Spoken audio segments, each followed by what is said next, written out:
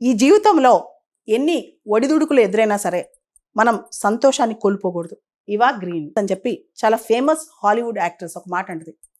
Success అంటే ఏం చేసినా ఏం సాధించినా అదంతా టెంపరరీ. అదేవిధంగా ఫెయిల్యూర్స్ కూడా టెంపరరీ. కానీ మన జీవితం మనం మాత్రమే, మన జీవితంలో ఉన్నంతకాలం శాశ్వతం.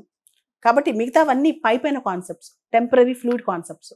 కానీ లైఫ్లో హ్యాపీనెస్ మాత్రం మన హ్యాపీనెస్ మనతోనే ఉంటుంది, మన కోసమే ఉండాలన్నమాట. అదేవిధంగా కియానో రీవ్స్, ఈయన కూడా ఒక హాలీవుడ్ హీరో, చాలా గొప్ప హీరో అనమాట. తన పర్సనల్ లైఫ్ మొత్తం ట్రాజడీసే. తన సిస్టర్ చనిపోయింది, కూతురు చనిపోయింది, అన్నీ జరిగాయి. కానీ తన లైఫ్ మాత్రం ఉన్న దానిలో ప్రపంచం కోసం, అందరి కోసం చాలా హ్యాపీగా, చాలా సింపుల్గా బతుకుతుంటాడనమాట.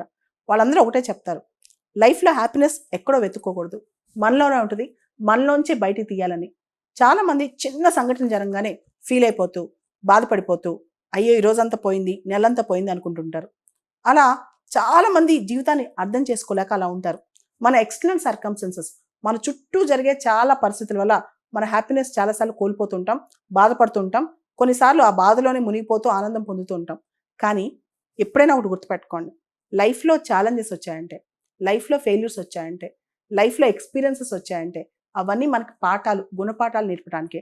అంతేకాని వాటిని చూసి మనం కృంగిపోవటానికి కాదు, బాధపడిపోవటానికి కాదు. అండ్ మన చుట్టుపక్కల ఎక్స్టర్నల్ సర్కమ్స్టెన్సెస్ ఎలా ఉన్నా, మన బయట పరిస్థితులు ఎలా ఉన్నా, మనలో ఆనందం చాలా ఇంపార్టెంట్. విక్టర్ ఫ్రాంక్ల్ అని చెప్పి ఒక ఆయన ఉంటారు, గ్రేట్ సైక్రియాటిస్ట్ అనమాట. ఒక మాట అంటారు, ఏదైనా సరే మనిషి ఫ్రీడమ్ ఆఫ్ యాటిట్యూడ్. మనకి ఎన్ని కష్టాల్లో, నిప్పుల కొలిమిలో మనల్ని పెట్టినా మన సంతోషం, మన పీస్ అనేది మన చేతిలో ఉంటుంది, అది ఎవరి చేతిలో ఉండదు.